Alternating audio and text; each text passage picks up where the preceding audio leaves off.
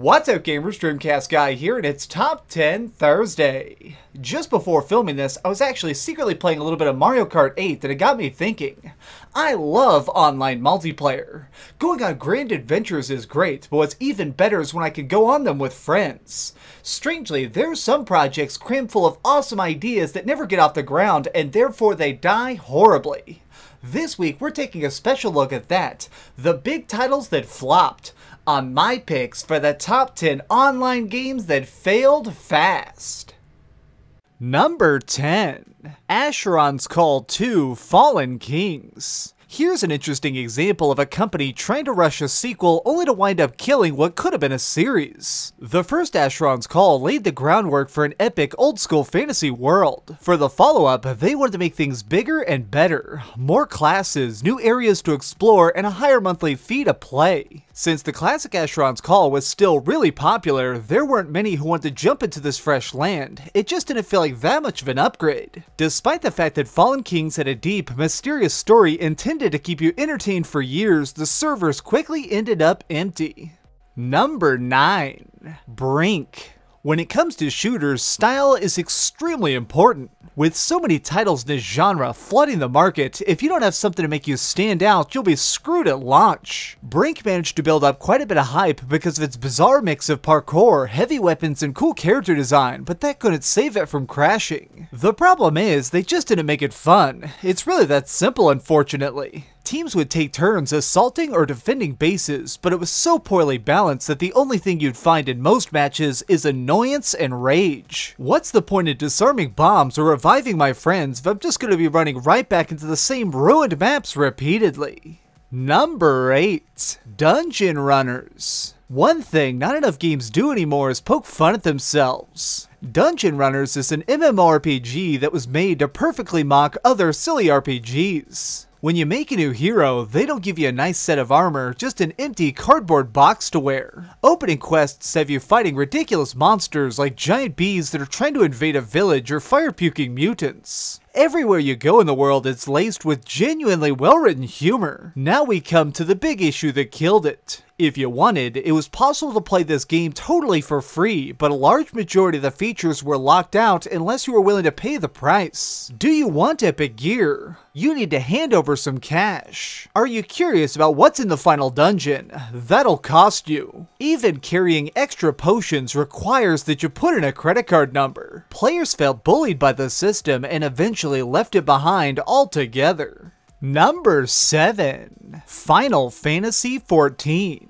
Let me start this entry off by saying that if you play Final Fantasy XIV today, this is a very, very different project from the mess they released in 2010. Square Enix had quietly been developing it for years, but somewhere along the path to going live, everything went terribly wrong. The controls were broken, environments looked outdated, and many of the enemies we faced in the field were programmed so badly they hardly fought back. This game was based around the desire to essentially combine many of the elements of the Final Fantasy series to build a unique universe that blends what fans are most passionate about. Sadly, even after months of patching, they couldn't get it up to a state that wasn't bleeding thousands of players. While there were some that were ultra hardcore and stuck with it, the executives eventually had to cancel the game and remake it into the modern version we have now. Hopefully, Square Enix learned its lesson about rushing stuff out the door. Number 6. Evolve. Longtime subscribers know that I've spoken both about the good and the bad of Evolve. On paper, this is a title that could have been positively amazing. In fact, I honestly believe that it might have changed how people thought about multiplayer, but they murdered it with their own greed. Each round begins when we're dropped by airship into the jungle, tasked with the mission of tracking a wild monster that's on the loose. The twist is that the creature stalking these woods is another player. This dangerous match of cat and mouse ends when every human is dead or the beast is slain. The power dynamic here was so expertly made that you could waste many hours in this world, that is if you didn't get exhausted by the microtransactions instantly. Nearly every aspect of Evolve had to be unlocked with real money. New characters, new guns, heck, even having new monsters to brutally slaughter us cost you more. Obviously this wasn't a good business plan and the audience quickly dried up.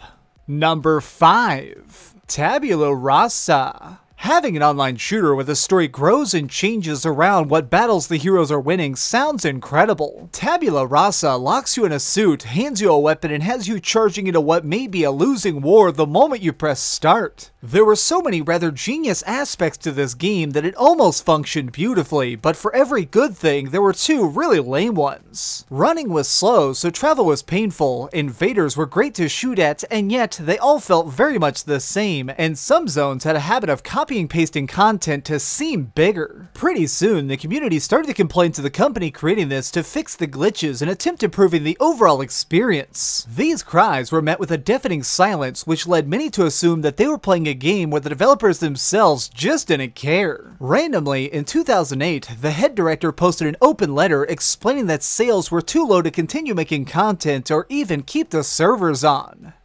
Number 4. Alien vs. Predator. Ever since its debut in theaters, there's been loads of talk about the best way to handle an AVP game. Do we take on the role of Marines? Should it be a stealth project where we become predators? The options were limitless. When Sega got permission to make whatever they wanted in this universe, they sat down and tried to think of what real lovers of the franchise would want to see. The disc that landed in our consoles, though, is a very weird mix of cool single-player levels and oddly stupid multiplayer. Everyone would be split into squads and then left to search out their opponents in dark, spooky maps. This part was super awesome, but the flaws arise when you really begin playing it. First of all, punching is just way too strong. Why can I hit a 500-pound xenomorph across the room with my tiny human arms? Secondly, there were way too many spots where you could just corner players and chain kill them without ever giving them a chance to escape. There was no sense of balancing to make the struggle seem fair, so within months, everybody had flat out quit.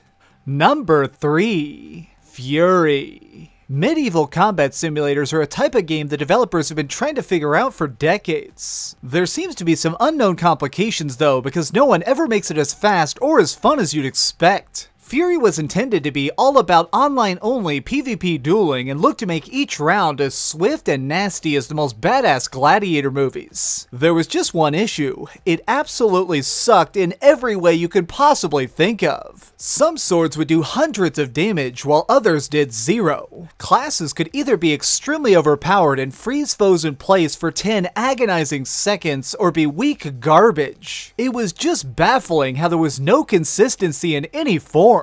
I honestly tried to like this fighting. When it launched, I dedicated a lot of time to it, genuinely hoping to find some spark to make it fascinating. Instead, all it made me want to do was smash the game just so I'd never ever be tempted to log in again. Even now, when I see copies of it at flea markets, I kinda want to buy it just so I can personally set it in the dumpster where it belongs. This is one project that I'm glad crashed and burned. Number 2. Seed. Surprisingly, there isn't much footage anywhere on the internet for this title because it just crumbled so quickly. Way back in 2006, this was released, and within 6 months, the people who made it were already out of money. Seed was a deep space MMO, but rather than focusing on all the interesting battles that could take place on distant planets, your job was to help out by working a normal job on a station. Yes, I'm being completely serious here. By doing chores, you could earn cash that could then be traded in to assist in swaying political favor in your district. Why would you create such a unique world and then have us doing the most boring thing in it? That's like making a game where we play the dudes sweeping the floor in between matches of Overwatch. With all this epic action going on around you, it would make a slightly annoying task 10 billion times worse. If any of the guys who developed this game see this video, I really want to know, what the hell were you thinking? Number 1.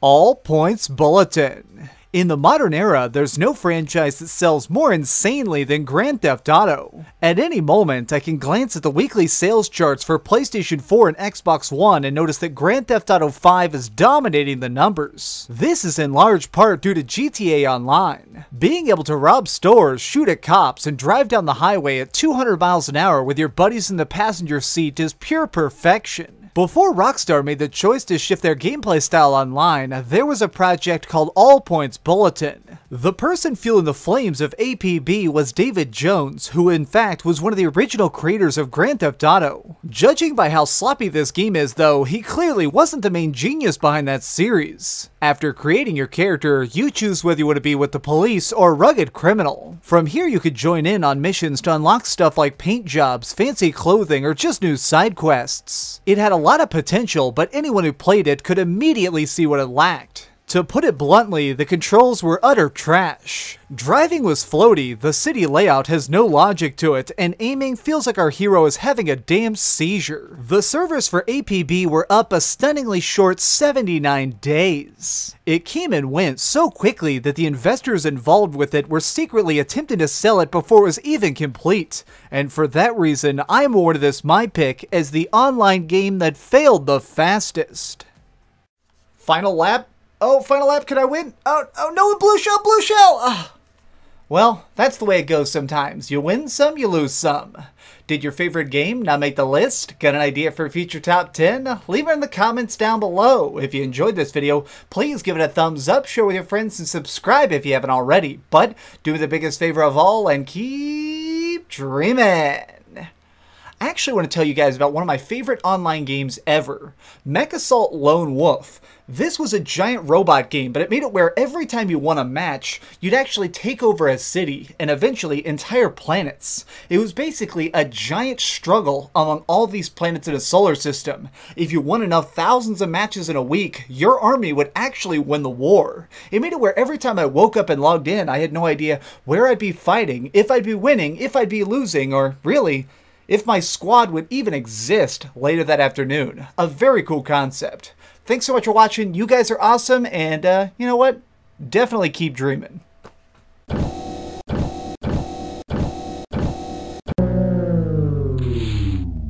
Thanks so much for watching. If you liked this video, maybe check out my last video. Please subscribe, and if you want, share this somewhere with your friends.